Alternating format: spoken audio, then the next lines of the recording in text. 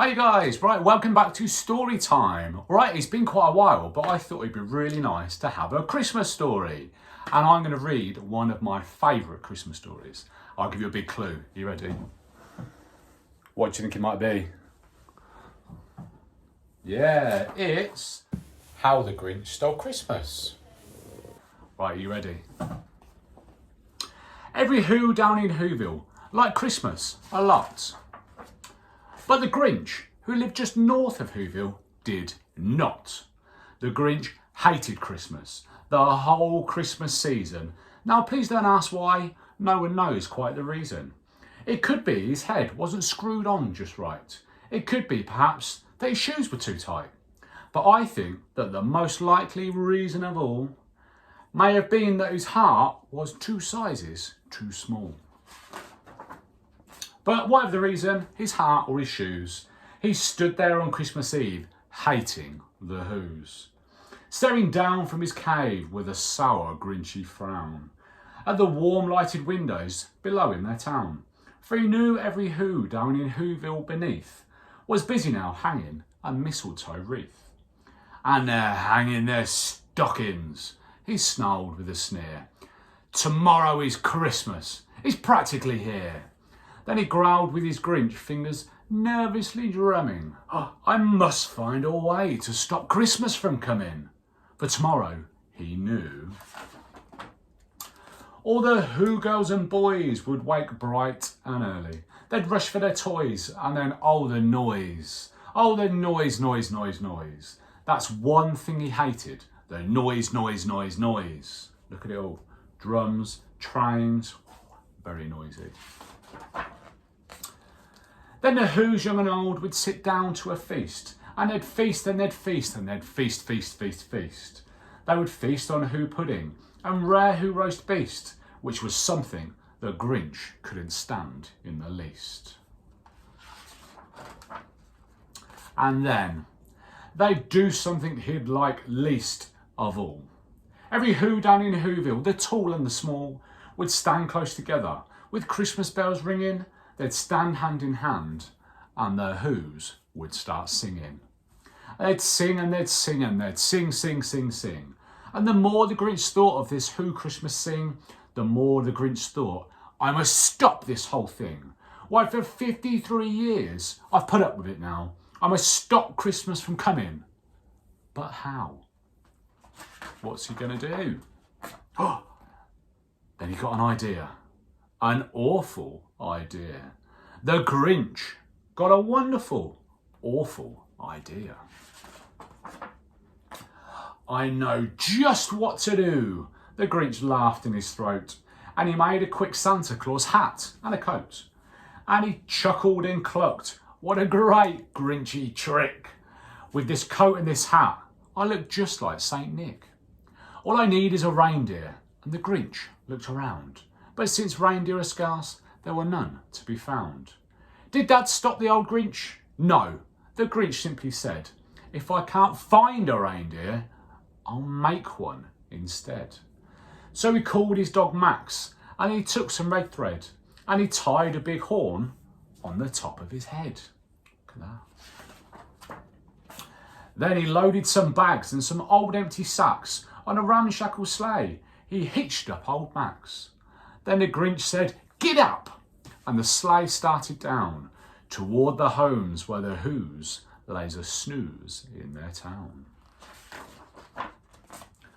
All their windows were dark, quiet snow filled the air. All the Whos were all dreaming, without dreams, without care.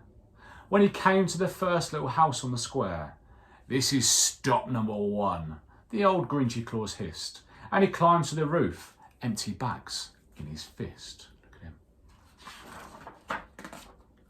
Then he slid down the chimney, a rather tight pinch. But if Santa could do it, then so could the Grinch. He got stuck only once for a moment or two, then he stuck his head out of the fireplace flue, where the little Who stockings all hung in a row. These stockings, he grinned, are the first things to go. Then he slithered and slunk with a smile most unpleasant. Around the whole room he took every present. pop guns and bicycles, roller skates, drums, checkerboards, tricycles, popcorns and plums. He stuffed them in bags. Then the Grinch, very nimbly, stuffed all the bags, one by one, up the chimney. Then he slunk to the icebox. He took the Who's feast. He took the Who pudding. He took the roast beast. He cleaned out that icebox as quick as a flash. Why, that Grinch even took their last can of Who hash.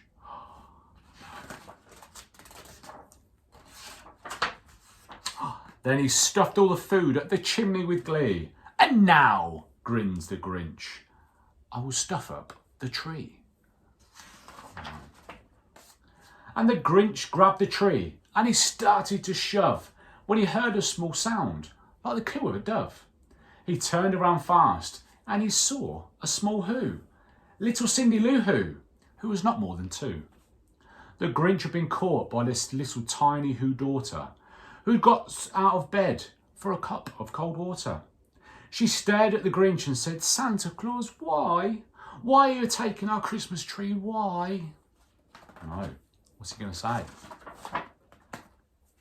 But you know, that old Grinch was so smart and so slick. He thought up a lie and he thought it up quick. Why, my sweet little tot, the fake Santa Claus lied. There's a light on this tree that won't light on one side. So I'm taking it home to my workshop, my dear. I'll fix it up there and I'll bring it back here. And his fib fooled the child. And then he patted her head and he got her a drink and he sent her to bed. And when Cindy Lou Who went to bed with her cup, he went up the chimney and stuffed the tree up.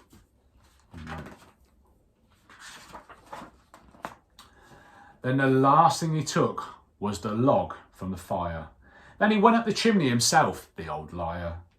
On their walls he left nothing but hooks and some wire. And the one speck of food that he left in the house was a crumb that was even too small for a mouse.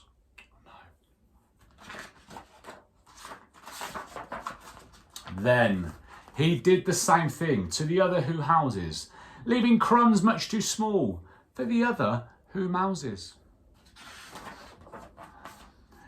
It was 15:15 dawn, all the Who's still abed, all the Who's still a snooze, while he packed up their sled. Packed it up with their presents, the ribbons, the wrappings, the tags and the tinsel, the trimmings, the trappings. 3,000 feet up on the side of Mount Crumpet, he rode with his load to the tip-top to dump it. Pooh-pooh to the Who's, he was grinchiously humming. They're finding out now that no Christmas is coming. They're just waking up, and I know just what they'll do. Their mouths will hang open for a minute or two. Then the Who's down in Whoville will all cry boo-hoo.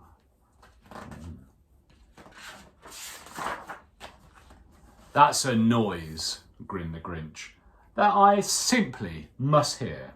So he paused and the Grinch put a hand to his ear. And he did hear a sound rising over the snow. It started low, then it started to grow. What do you think you can hear? But the sound wasn't sad. Well, this sound sounded merry. It couldn't be so. But it was merry, very. He stared down at Whoville. The Grinch popped his eyes. Then he shook. What he saw was a shocking surprise. What do you think he's seen? What is it? Every Who down in Whoville, the tall and the small, was singing without any presents at all. He hadn't stopped Christmas from coming. It came. Somehow or other, it came just the same.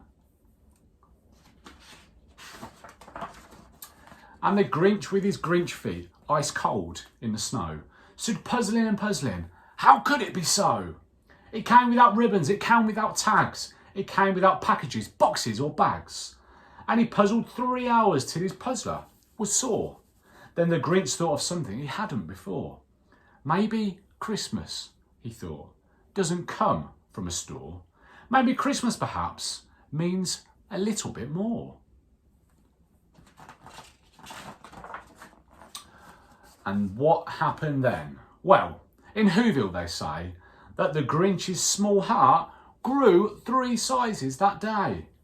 And the minute his heart didn't feel quite so tight, he whizzed with his load through the bright morning light, and he brought back the toys and the food for the feast. And he